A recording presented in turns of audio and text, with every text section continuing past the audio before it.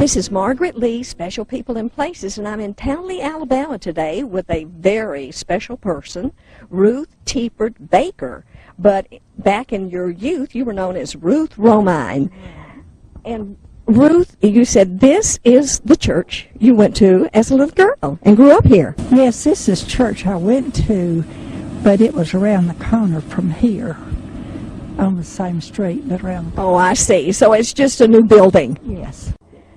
Now, Ruth, I believe you said that the site of this second building of your church, that this used to be the coal commissary here. Right.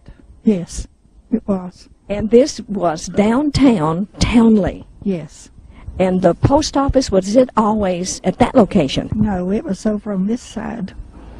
Ruth, was Townley the first school you taught at? Yes. And the first school that I attended as a child.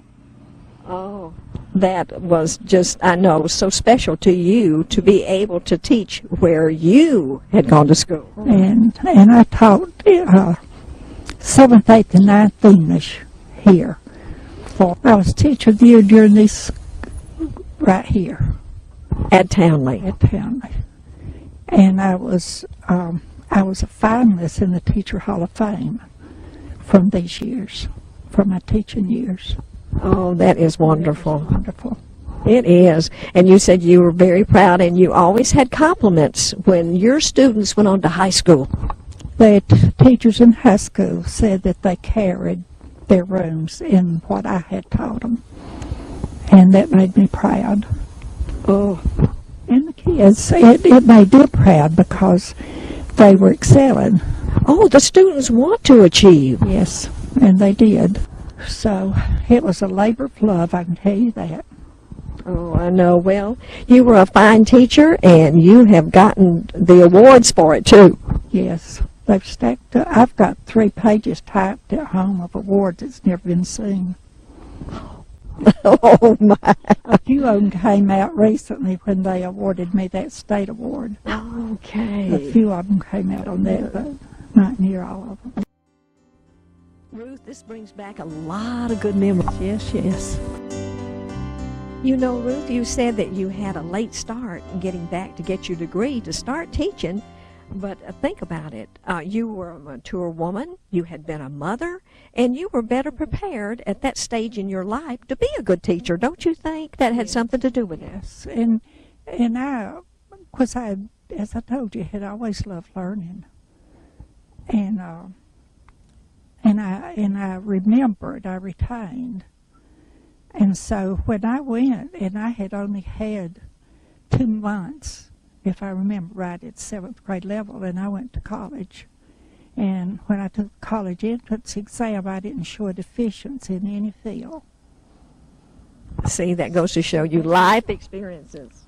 It just opened the door for me, and I got, I like 2 subjects having a doctorate in English, and then I got several other degrees, and then I went on and went crazy and got half a dozen more. But I love study. I love learning things, and I taught 7th, 8th, and 9th English here.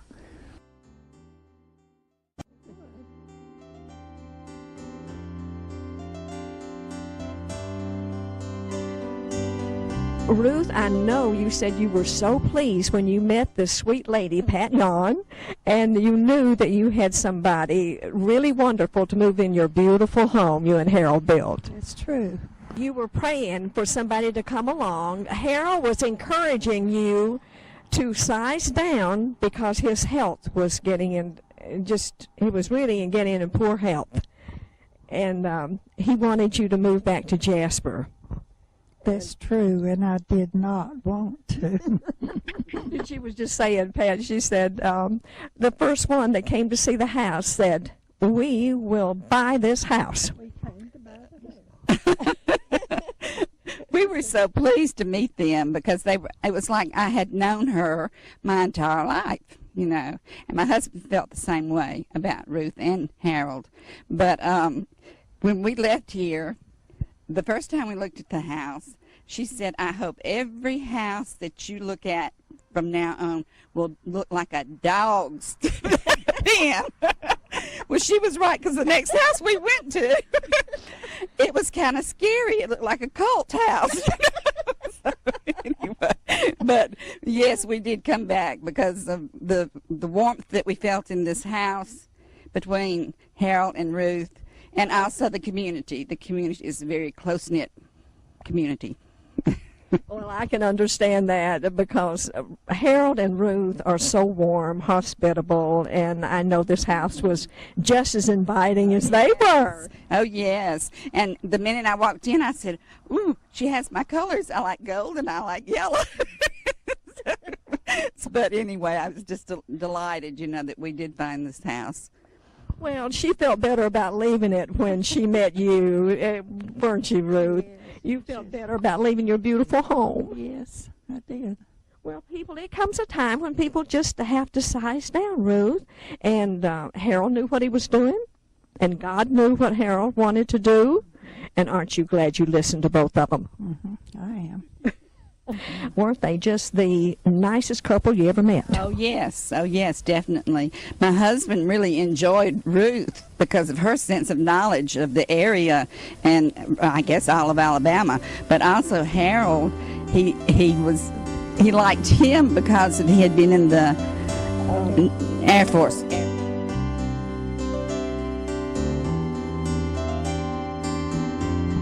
Ruth, I've been waiting to see where your home place was after admiring that painting in your living room for so many years, and I can't believe we're actually out here on Highway 102 on the corner of Wolf Creek Road.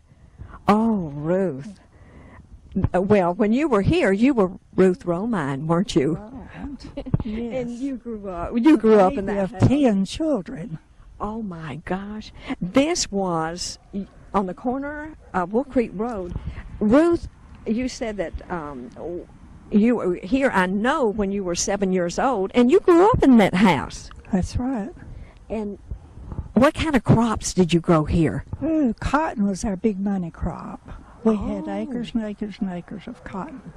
Oh my goodness. And then everything it takes to eat and live. Oh, okay. We had underground storage for the winter for all of the different fruits and vegetables that could be gathered and put in storage.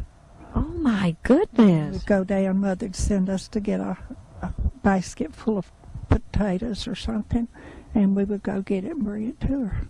Well, Ruth, big manufacturers do that today. Big canning companies like, I can remember once this man was covered in soot, and he said, I apologize for the way I look. He was on a plane trip home, but he said, I've been working a claim, and I can't remember where I was, someplace in the Midwest, and I think it was a Campbell Soup Company. There was underground caves that's just full of soup, and there was a fire under there, and he was inspecting the damage. So that method is still used today, apparently. What did your mother call it? Was it like a cellar or something? Well, I guess they would call it more that. She, of course, we all knew where they were, and when she had us pan and said, go get so-and-so, we would grab it and run. All your potatoes and things like that. Potatoes, carrots, maybe. Root vegetables. Mm-hmm. Root vegetables. I'll be. And, of course, I know she did a lot of canning. Oh, Marcia, did she ever. Did you have to help with that? In that big house, in the hall, there was a long hall all the way through it, and the back wall of that hall was to the ceiling in shelves for vegetables.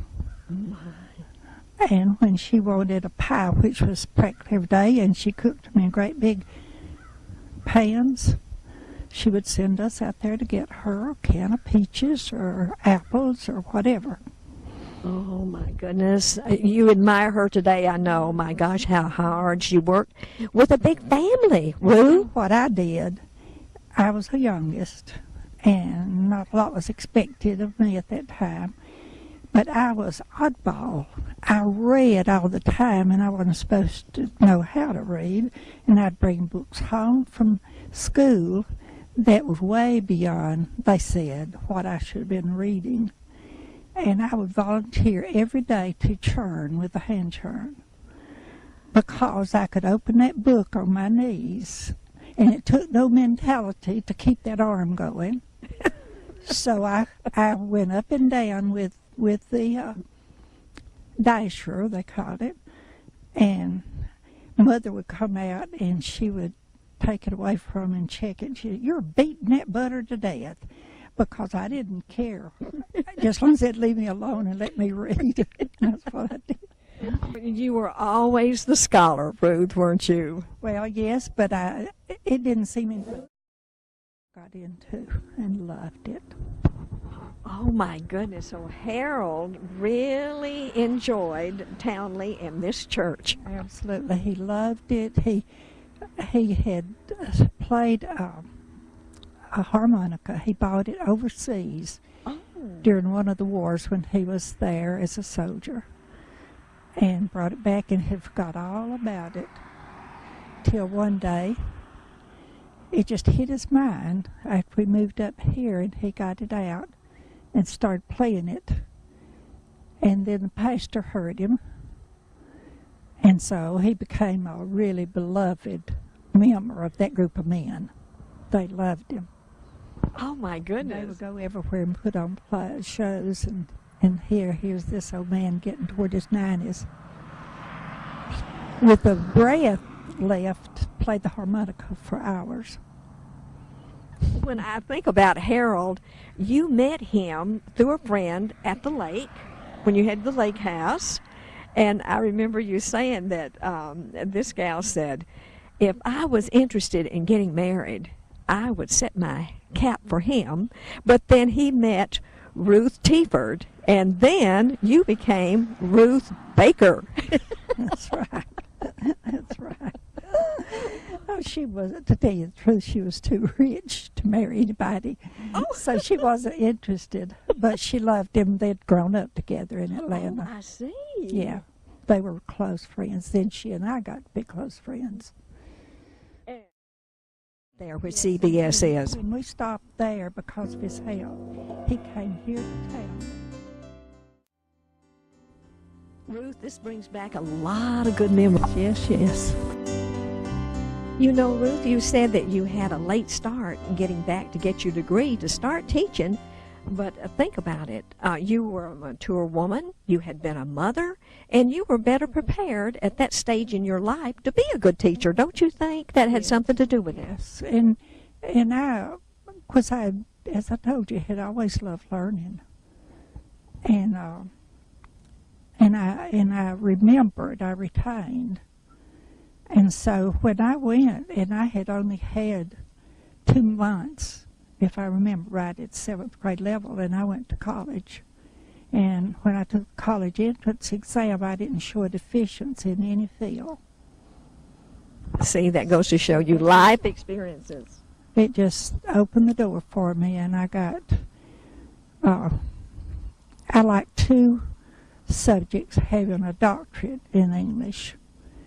And then I got several other degrees. And then I went on and went crazy and got half a dozen more. But I love study. I love learning things. And I taught 7th, 8th, and 9th English here. In addition to all the honors that you have received, I mean, so many awards, you've written 3 books, plus the Jewish history book that everybody's so proud of. There was Southern Homespun in 1980, and that year you were Teacher of the Year. Teacher of the Year. Oh. And behind this book, it had come out and had just hit the market in Birmingham, and it was a sellout. And you found out that good news right on top of that Teacher of the Year award. And then your Barefoot Dreams. Now this was... That is growing up right where y'all were with me today on that farm. Talking about the Townley farm that you grew up on. Okay, well, everybody who knew me well knew how late I started to college and what I had achieved. And they kept asking me everywhere I'd go, how in the world did you get all of this done? And so I sat down one day and I wanted to tell people that it was through God's blessing and His leadership that I was able to do. And everybody is so proud of the work you did on the Jewish families here in Jasper. Let me just open this up and show a picture of the Jewish temple here. Yes. Wonderful job and wonderful life, Ruth. You've been blessed, and of course, you know why. Yes, I do. You've been a faithful servant of God, and you have been so blessed. And all these awards are so well deserved. You are a treasure of Walker County. We appreciate Ruth Romine Teaford Baker's time today, and just love her so, and know that everybody's going to enjoy this little glimpse of Ruth. You are dearly loved, Miss Ruth. Thank you.